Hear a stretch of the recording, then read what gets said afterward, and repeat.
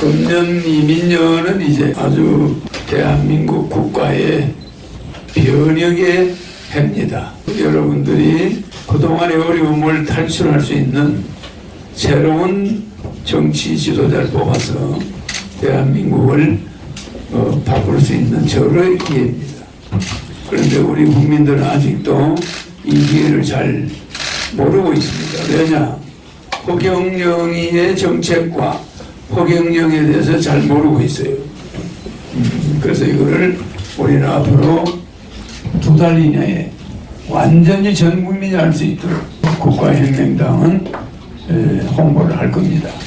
그래서 대선이 지금의 지지율은 우리가 믿을 수도 없고 지금 저의 유튜브라든지 저희 모든 방송이 시청이 무슨 이유에서인지 자꾸 차단되고 통제받고 있는 그런 느낌, 그런 신고가 많이 들어와요.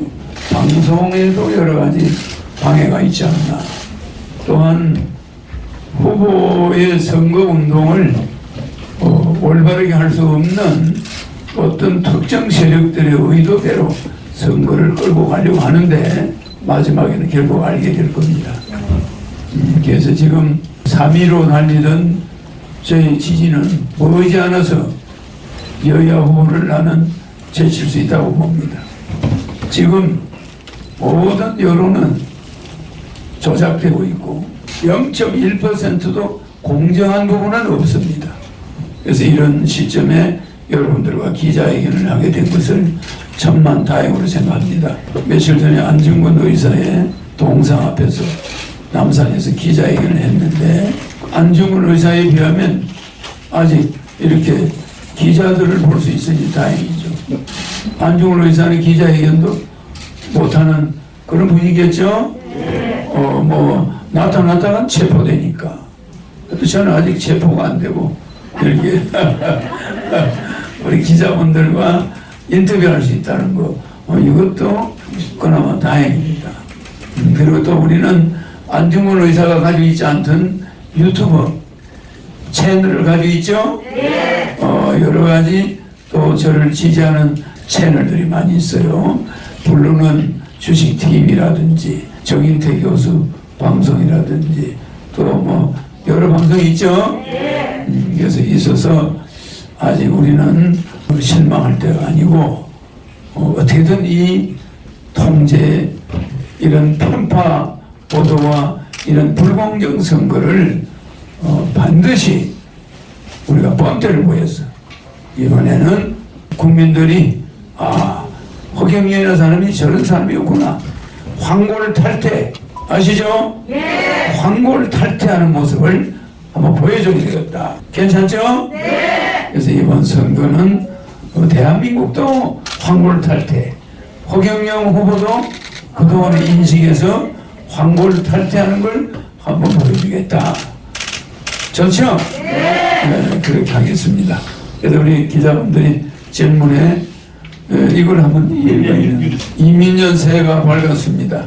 코로나로 생활과 건강을 위협받고 있는 국민 여러분들에게 먼저 위로와 내일의 희망을 잃지 말 것을 당부드립니다.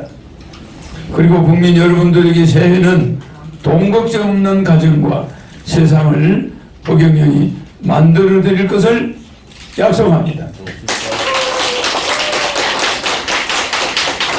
가덕이가 빚담보로 모든 가정이 풍전등화의 위기에 몰려있는 이때 허경영이 몽땅 깨끗이 해결해 드리겠습니다. 3월 9일 대통령 선거일 날 허경영 국가혁명당 후보에게 투표하면 코로나 기름급 생계지원금 1억 원과 매월 150만 원의 국민배당금 지급이 즉시 실시됩니다.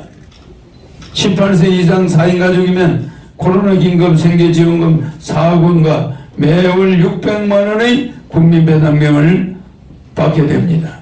허경영은 탁상공론이 아닌 국민적으로 민생을 현장에서 확인하고 국민들에게는 돈 걱정 없는 세상을 만들어드리는 것이 무엇보다 최우선이라는 수십 년 신념이 이제는 도탄에 빠진 국민을 구하는 유일한 대안이라고 확신했습니다. 나라에 돈이 없는 게 아니라 도둑이 많습니다. 국회의원과 부정부패한 사회에 기득권자들을 정신교육대 보내겠습니다. 전략한 국가 예산을 국민 여러분들에게 반드시 되찾아 드리겠습니다. 허경영은 부당한 차별 대우를 받으며 고군분투하는 선거운동을 하고 있음을 국민 여러분들이 누구보다 잘 알고 계십니다. 국민이 낸 세금으로 국고 보조금을 받는 원내 정당과 달리 허경영은 자비로 선거운동을 하고 있는데 지상파와 종편 언론은 거대 양당 후보들의 보도만 하고 있는 차별을 공공연히 자행하고 있습니다. 그것도 국가의 비전이나 민생 정책이 아닌 신변 잡기로 전파와 지면을 낭비하고 있습니다. 심지어 배우자의 신상 틀기에 혈안이 되고 있습니다. 새해는 풍전, 종전의 저급한 선거 보도는 사라져야 하고 국가 비전과 민생 정책을 다루는 선거 보도가 되어야 합니다. 그리고 허경영의 TV 토론 참가를 간절히 원하는 유권자들이 알 권리를 충족시켜 주도록 하겠습니다. TV와 언론 매체도 허경영에 대한 음모적 보도가 아닌 건강한 공방을 벌려주실 것을 정중히 요청합니다. 허경영 정책에 대한 비판은 언제든지 토론에 응할 자신이 있습니다. 허경영은 지난해 연말 광주 5.18 묘역을 참배했고 방명록의 민주화의 모양 광주의 망월동 묘역에서 고개 숙입니다라고 적었습니다. 이민년 새해 첫날에는 남산 안중근 의사 동상에 참배하고 헌화하였습니다. 안중근 의사 동상 앞에서 묵념을 하며 안중근 의사 어머니의 편지를 떠올렸습니다. 너의 죽음은 너 한 사람의 것이 아니라 조선인 전체의 공분을 짊어지고 있는 것이다.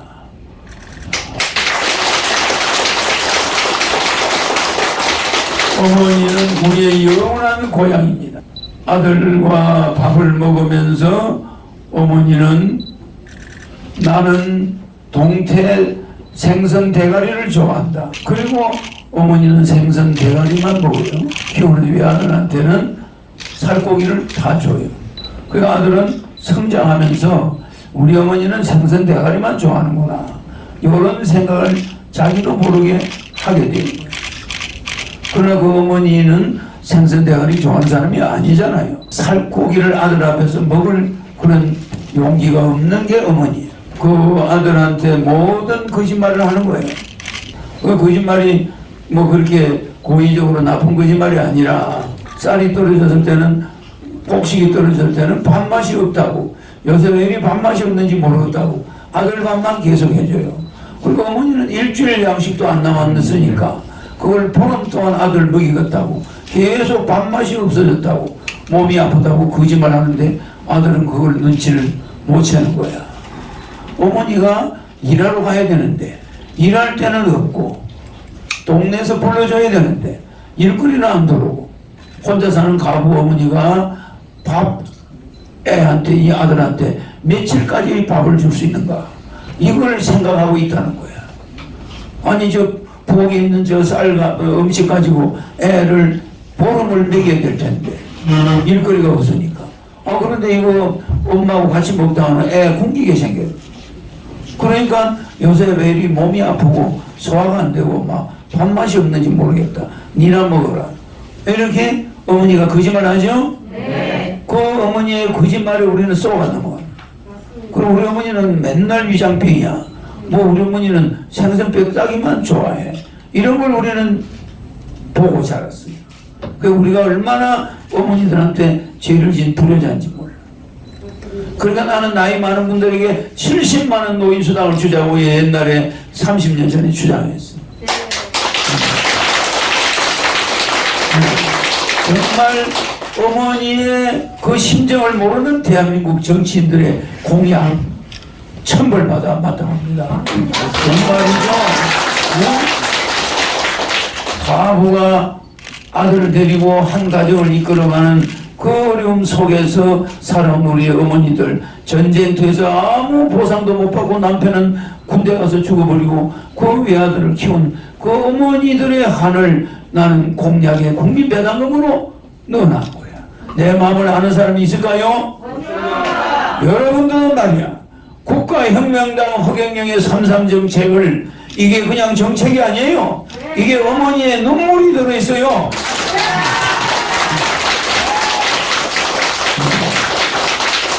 우리는 그저 그게 아니라 어머니가 먹어야 될 밥을 뺏어 먹고 자란 사람들이 불효자식들입니다. 정신 차려야 됩니다. 나는 내 정책이 내가 잘 먹고 잘 살기 위해서 만들어 놓은 게 아니에요. 내가 밥을 못 먹는 사람도 아니에요. 정말로 이 순간도 겉으로 못 나타내고 지금 그늘에서 자식 걱정, 장가 못 간 걱정, 손자 못 보는 걱정, 자기 병든 몸을 병원도 안 가고 자식을 위해서 지금 아르바이트를 해가면서 애 장가 보내려고 몸부림치는 늙은 어머니들이 있다는 거, 아버지들이 있다는 거, 우리 명심해야 됩니다. 뭐 장난으로 권력이나 잡아보겠다고 설치는 그런 사람들하고 달라요. 국가혁명당은 대한민국 어머니 아버지들의 그 피나는 고생으로 일어난 이 대한민국에 우리가 그 은혜를 갚겠다는 그런 정당입니다.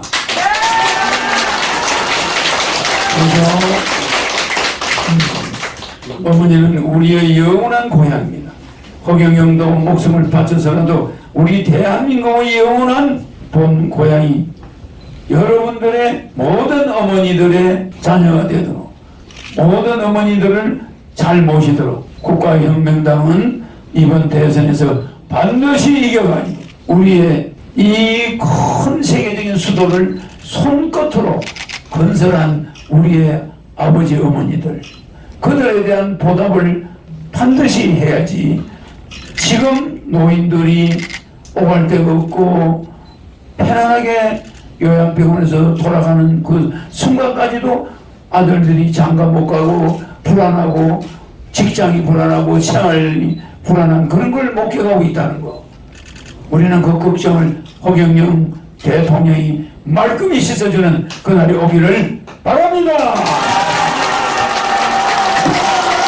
충청투데이 이완구 기자입니다. 네. 지금 그 각종 여론조사를 보면 역대 대선과 달리 여야 이재명이나 윤석열 여야 1, 2위 후보들이 비호감도가 60% 이상 넘나들면서 굉장히 그 최악의 선거가 지금 예상되고 있습니다. 그런 와중에 우리 후보님이 그 호감도를 높여서 앞으로 1개월이 남은 지금 굉장히 중요한 시기인데 호감도를 높여서 필승 전략을 갖고 계신 게 있으면 좀 한 말씀 부탁드리겠습니다. 우리는 지금 대통령 본선 TV 토론에 나갈 수 있는 지지율은 가지고 있다고 봐요. 끊임이 지났다고 봅니다. 그래서 아마 오늘이나 내일이나 뭐 지지율이 또 다른 데서도 조사한 게 나오겠지만 뭐 5%는 넘어섰으니까 대선 본선에서 진면목을 보여주겠다. 그 사람들이 아무리 열심히 뛰어다닌다고 해서 젊은이들이 그렇게 허경영만한 지지를 받기는 어려운 것 같이 뭐 전부 다 아는 사실입니다만은 국민들은 서서히 알게 될 겁니다. 단시일에. 그러니까 뭐 우리가 이 사무실에 전기불을 켤 때 들어올 때는 깜깜하지만 뭐 1초면은 불이 켜지죠. 네. 국민들이 의식을 깨치는 순간이 시간이 많이 안 걸립니다. 맞습니다. 예, TV 토론 한번 나가서 제가 눈물로서 호소를 하고 설득하면은 국민들은 그 이 전기불 켜듯이 금방 다 깨닫게 돼요. 아, 난 저 사람을 찍어야겠다. 아, 이번 선거에 내가 까딱했으면 큰 실수할 뻔했다. 야, 바로 저 사람이야. 이렇게 바뀔 수가 있어요. 그래서 2년도 뭐 긴 대화가 필요 없고 짧은 시간에 국민들 전체가 시청하는 텔레비, 대통령 TV 토론에 아, 저분이 지금까지 장난한 것은 그게 쇼였구나. 저 사람이 진짜 일을 할 사람이구나. 저 사람이 우리나라의 대통령을 수백 트럭을 가져와도 저 사람 하나를 감당할 수 없는 사람이구나. 야, 저 사람이 내 아들 장가를 보낼 사람이구나. 저 사람이야말로 늙은 우리 부모들을 잘 모실 사람이구나. 이거를 순식간에 알게 할 겁니다. 그렇게 해서 대선은 갑자기 반전하는 그런 대통령 선거가 이번에 될 거로 확신합니다. 미국 내셔널아이드 TV, TVK PM 기자입니다. 허경영 대통령 후보님께서는 지금 타 대선 후보들이 전혀 예측하지 못한 거를 1년 전에 예측을 하셨던 진짜 대단한 그런 걸 하셨는데, 자, 박근혜 전 대통령의 5방, 그 다음에 3명, 그 다음에 이석기 전 국회의원, 그 다음에 한명숙 총재, 한명숙 국무총리, 그 세 분이 이렇게 이런 구도로 해서 이렇게 사면 될 것이다 그 예언을 하셨습니다. 정말 대단하십니다. 미국 동포들이 그걸 깜짝 놀라고 있습니다. 거기에 대해서 좀 어떤 그 심정으로 그런 걸 예측하셨는지 말씀해 주시기 바랍니다. 박근혜 대통령은 대통령 선거 때 내가 4년 있다 탄핵을 받는다. 탄핵을 받는 그 조건 6가지. 청와대가 구판이 벌어질 거다. 다 재배간다. 뭐 그리고 또 국회 가서 개헌을 주장하다가 쫓겨난다. 촛불 시위가 일어나고 여소야대로서 정책이 하나도 통과되지 못한다. 그러니까 박근혜 대통령이 겪어야 되는 탄핵 과정으로 가는 6가지를 그대로 예언했는데 실제 대통령 되고 나서 그렇게 됐어요. 4년 갔습니다. 앞으로 만약에 여러분들은 정권 교체 하지만 대한민국이 정권 교체가 되면은 망합니다. 왜냐하면은 박근혜 대통령은 4년을 여소야대 정국에서 탄핵을 안 받았어요. 그 4년 간다고 내가 이야기했죠. 근데 지금 만약에 국민의힘이 정권을 잡았다. 그러면 국회의원이 박근혜 대통령 때보다 더 작아요. 국회의원 수가. 그러니까 여당의 힘을 빌릴 것도 없이 독자적으로 민주당이 국민의힘 대통령을 탄핵할 수가 있어요. 그래서 탄핵이 4개월밖에 못 가요. 박정희 대통령 4년 갔는데. 그러니까 제가 이렇게 예언하니까 저게 무슨 저런 예언이 저게 맞겠냐. 그러지만 만약에 그렇다는 거예요. 그 여러분들이 여야 정권 교체 꿈도 꾸지 마세요. 여야 정권 교체 되면 뭐합니까? 야당이 200명 국회의원 가지고 그날부터 탄핵에 들어갑니다. 4개월 안에 탄핵이 끝나요. 그럼 또 야당에서 대통령이 정권 교체를 했다? 그럼 또 쫓겨난 대통령을 또 잡아넣으려고 할 거예요. 그러니까 물러난 대통령 잡아놓고 당선된 대통령 끄집어내리고 아주 둘이서 여야가 교대로 싸울 거예요.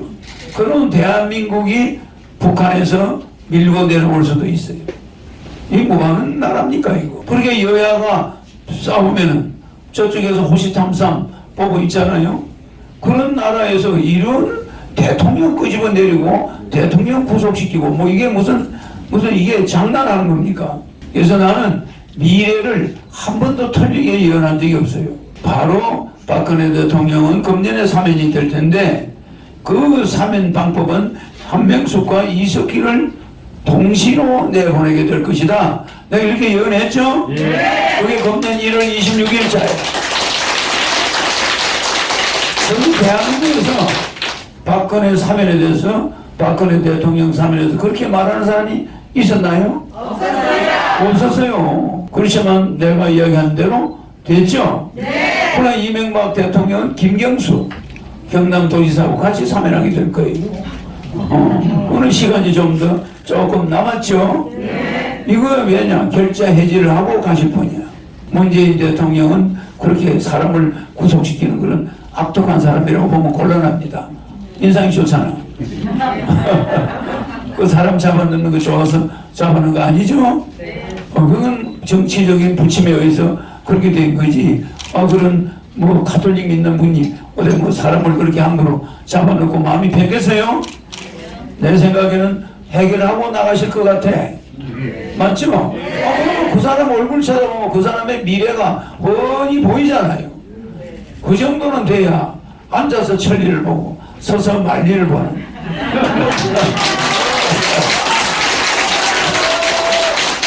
그죠? 그 정도 돼야 나를 이끌어요. 그러니까 자시 천리, 입시 말리라. 앉아서는 천리를 볼 수 있고 서서는 말리를 볼 수 있는 그런 지도자, 그런 제도자가 나타나야 대한민국의 미래가 밝습니다. 그래서 박근혜 대통령만 일어나는 것이 아니라 지금 민주당과 국민의힘이 정권교체니 뭐니 이런 것으로 싸우고 있는 거, 여러분 정권교체 속지 마세요. 네. 누가 대통령을 하든 저런 여야 정치인들은 정신교육대로 보내야 됩니다. 맞습니다. 네. 우리의 부모들이 지금 20만원, 20몇만원 나오는 노인수당을 바라보고 살 수 있습니까? 한 달에 8만원 주는 거 보고 살 수 있나요? 못 삽니다. 우리가 전부 불효자가 되는 거야. 돈은 국가에서 다 닦아 써버리고. 절대 여러분들은 불효자가 안 되려면 이번에 허경영 대통령이 내놨는, 허경영 대통령 후보가 내놨는 정책을 반드시 실천해야 됩니다. 그래야 저 코로나에 피해 본 사람들에게 1억 주는 거 많은 거 아닙니다.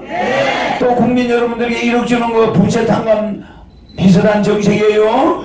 여러분이 빚이 많으니까. 그래서 각 가정 1인당 18세 이상 1억을 주고 매월 돌아갈 때까지 18세 이상에게 150만 원 주면은 대한민국 경제 살아납니다. 순환이 되죠? 이렇게 되기 때문에 우리가 살 수 있지, 우리가 불효자를 면할 수 있습니다. 뭐 어머니들이 벽다기만 좋아한다니까, 배가 아파서 나는 밥을 못 먹겠다니까, 우리 자식들은 쌀 떨어진 것도 모르고 엄마 호주머니 돈 다 떨어진 것도 모르고, 지금 우리는 그 얼마 살지 못한 노인들을 사람 취급하고 있습니까? 그 머릿속에 걱정을 산더미 같이 안겨주고 있어요. 왜? 결혼 안 하니까. 손자 손녀가 없는 세상이 됐어요. 그렇죠? 이런 심각성, 이러한 불효 중에도 막중한 이런 불효를 현 여야 정치인이 하고 있으니 이들은 이대로 둘 수가 없다. 절대로 그들의 일부를 수정한다고 해서 고쳐지지 않습니다. 환물을 도려내듯이 도려내야 될 때가 오고 있다는 것, 이 점은 분명히 아시고 의사가 준비되어 있다는 것도 알아주시기 바랍니다. 제가 더 타임즈 정수환 기자입니다. 예. 그 후보님이 신문 방송에 나오지 않는 것이 제가 보건대 북한이 선거에, 한국 선거에 개입하고 있지 않나 생각하거든요. 지금 언론 노조가 방송 신문을 다 장악했습니다. 네. 언론 노조가. 그렇기 때문에 남한은 잡아채니까 북한에 지금 사인을 마찬가지로 하고 있는 건데, 더불어 본부가 평양에 있는 것이 최근에 밝혀졌거든요. 더불어 본부가 평양에. 그래서 지금 한국 대통령 선거는 북한이 개입하고 있고 상당히 지금 물밑으로 지금 상당히 자극되고 있다고 생각되는데, 후보님 생각이 지금 뭐 우리 선거는 대한민국은 세계의 핵이기 때문에 대한민국 선거에는 중국과 미국과 일본과 러시아가 지금 간접적으로 개입이 돼 있어요. 그거는 우리가 눈으로 안 봐도 훤히 알 수 있는 겁니다. 자기들의 이해타산이, 세계에서 가장 이해타산이 집약된 곳이 한반도입니다. 그러니까 워린 버핏이 뭐라고 그랬습니까? 남북이 통일되면 자기 전 재산을 북한에다가 투입할 것이다. 그 말을 왜 했겠습니까? 남북 통일되는 그날 자기 전 재산, 엄청난 돈을 북한에 투자할 것이고 거기서 노다지가 될 것이다. 그게 무슨 말을 왜 그렇게 하겠습니까? 그만큼 남북이라는 나라는 지구에서 투자 가치가 유일하게 핵 폭발력을 가지고 있는 땅이에요. 러시아와 중국과 맞붙어 있고 일본과 맞붙어 있는 이 북한과 남한이야말로 엄청난 투자 가치가 있는데 남북이 분당돼 있는 상황에서 투자했다가 이거 까다가면 이거 돈 놓칠 수가 있다 이 말이에요. 그런데 이 남북 분단이 해결되는 날이면 자기 전 재산을 당장 서슴없이 북한 지역에다 투자하겠다 이런 말을 했어요. 그래서 지금 북한도 상당한 유혹을 받고 있습니다. 국제적으로 자기 나라 땅이 우리 한반도가 서로 남북한이 세계에서 가장 투자 가치가 있는 땅덩어리인데 분단 때문에 세계 투자자들이 한반도에 투자를 못하고 있다. 이렇게 보고 있습니다. 그렇기 때문에 워린 버핏뿐만 아니라 빌 게이츠도 남북이 통일되면은 그 재원을 북한 지역에 주로 남한보다는 북한 지역에 투자하겠다는 거예요. 이게 뭘 말하고 있습니까?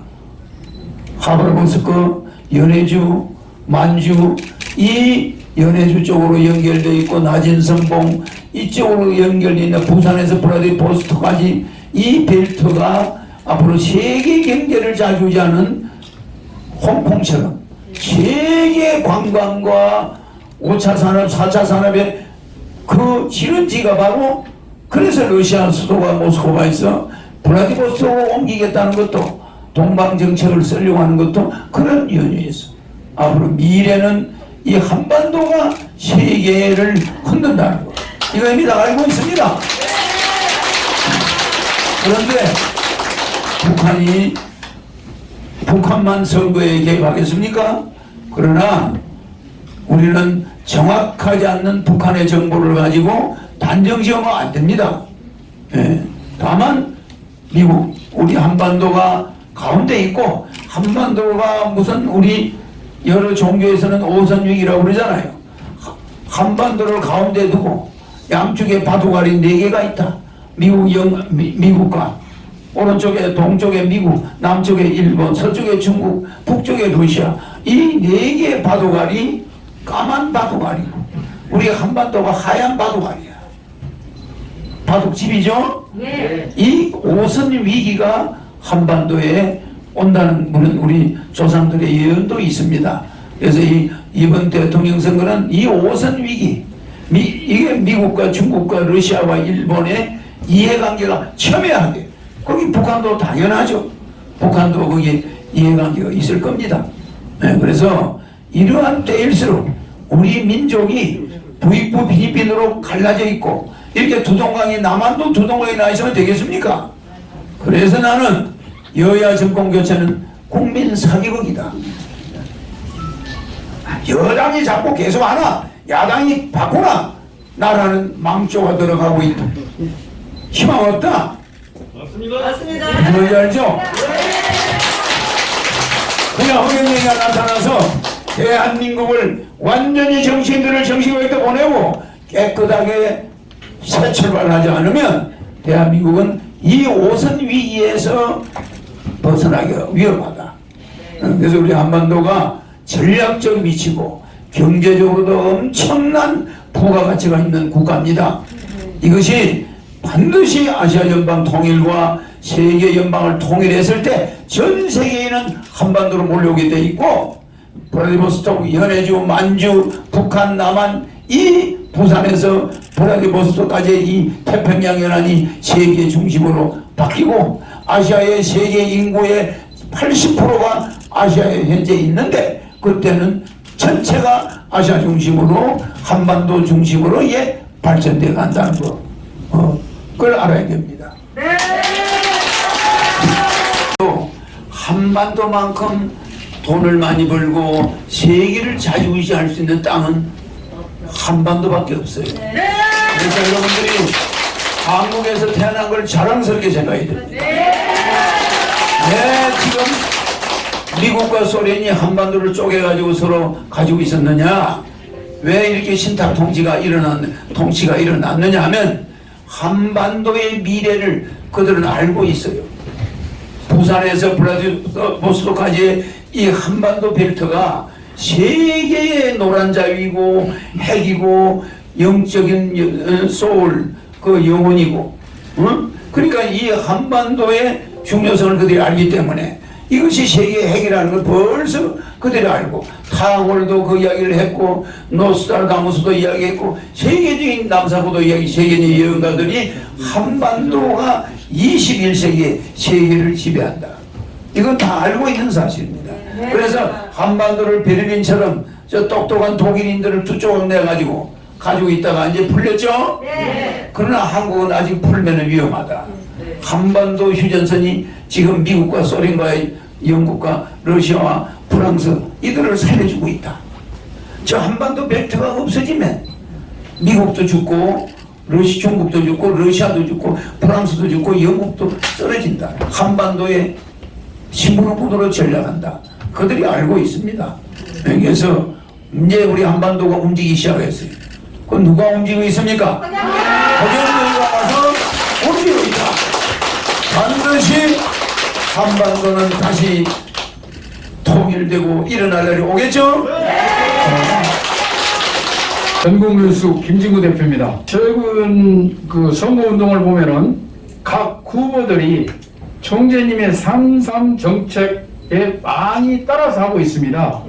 그래서 우리 후보님께서 3.3 정책 말고 다른 혹시 공약이 있으시면 말씀해 주시면 감사하겠습니다. 3.3 정책은 집으로 말하면 기둥이에요. 기둥. 인테리어는 대통령 되고 나서 하겠죠? 기둥은 이미 3.3 정책으로 채워져 있고 33개 기둥이에요. 그 집의 모양 안에 인테리어는 내가 이제 대통령이 되고 나면 하겠죠? 그 중에 하나가 뭐 이렇게 용산 신도시 이런 거 한반도 외곽철도 이런 거 있죠? 그 다음에 부산과 블라디보스토크 벨트 개발, 낮은 선봉 밑에 금강산 옆에 있는 원산시를 북한하고 통째로 빌리고 우리는 파주시를 일부 평양시로 만들어서 임진강변을 빌려주고 서로 빌리고 빌려주는 이런 형태로 우리의 파주시, 파주 평양시를 만들어서 임진강변의 그 몇백만 평은 무료로 북한에 빌려주고 우리가 빌려오는 원산시는 엄청난 거기 나오는 세금을 북한에다 다 주는 거죠. 그래서 원산시를 세계 관광 5차 산업, 4차 산업의 메카로 만들어 주겠다는 거예요. 홍콩같이 세계 금융의 메카, 세계 관광의 메카 뭐 이런 걸 만들어 주겠다는 거예요. 금강산, 해금강 뭐 거기 다 있죠. 그러니까 그 금강산이 원산 비행장에서 다 비행기를 타고 오면은 그 국제공항으로 바꿔서 거기가 바다가 깊어서 전 세계 크루즈가 다 와서 설 수가 있어요. 그래서 원산시를 그렇게 개발하면 북한 경제가 서서히 발전한 그런 남북한이 긴장이 느슨해져요. 그런데 우리가 지금 철조망을 넘어갔다. 이거는 군인들이 그렇다고 해이하게 근무한 건 아닙니다. 군인들도 눈 빠지게 지켜보고 있는데 도망갈 수 있는 사람은 그 귀신같이 도망가요. 그러니까 천명이 도덕 하나를 못 지키는 거예요. 그래서 우리가 그 지휘관을 무자비하게 책임을 묻겠지만은 그래도 그 죄 없는 병사들 너무 많은 그 피해를 안 봤으면 좋겠어요.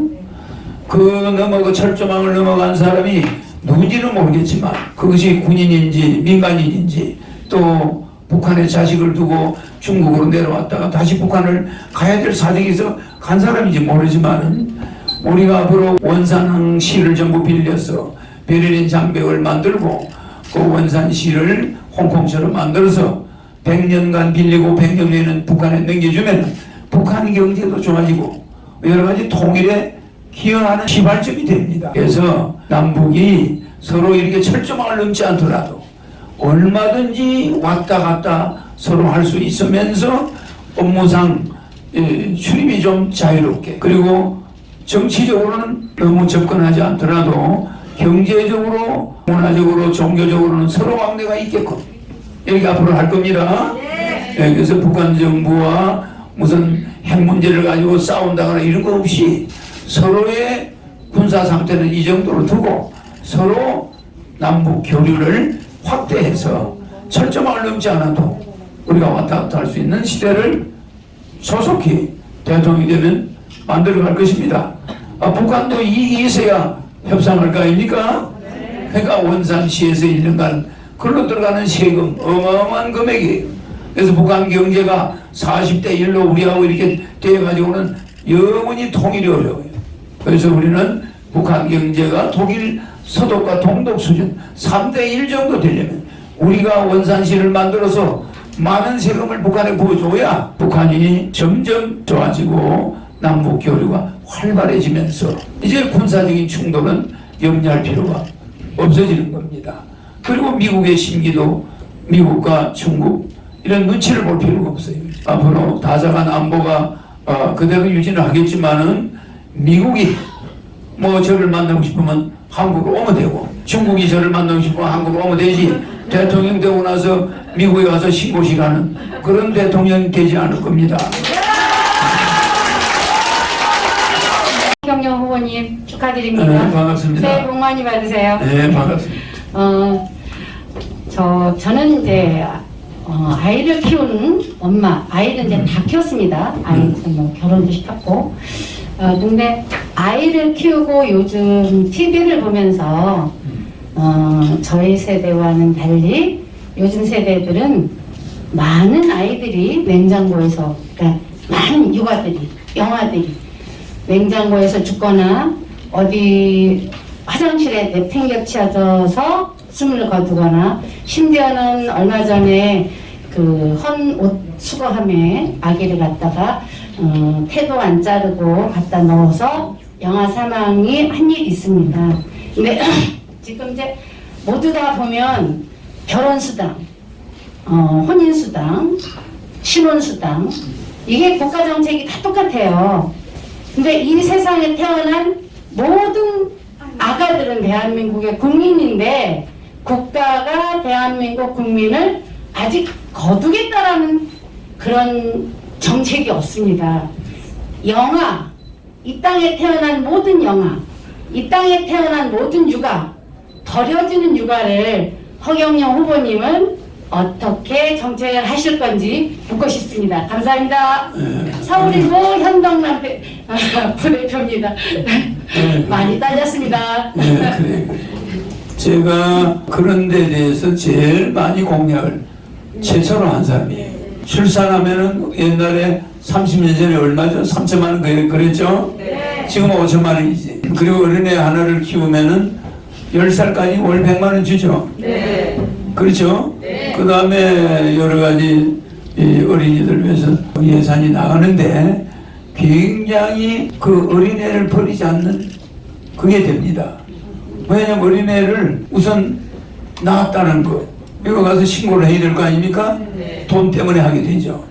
지금은 갖다 버릴 수 있지만 가만히 있어봐라. 이거 5천만 원을 받는다 지금. 애 낳은 거 신고하겠죠? 결혼 아내가 낳아도 마찬가지입니다.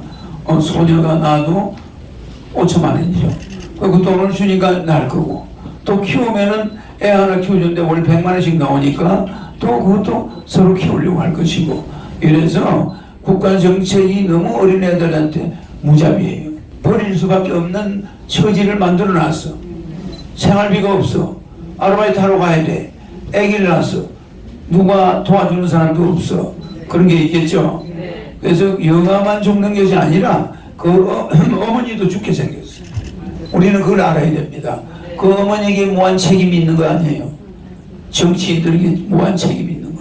여성이 애 낳아서 편안하게 살 수 없는 세상, 이런 살벌한 세상을 만들어 놓고 부부가 가서 돈을 벌어도 괜찮은데 미혼모가 어떻게 돈을 벌겠습니까? 애 데리고.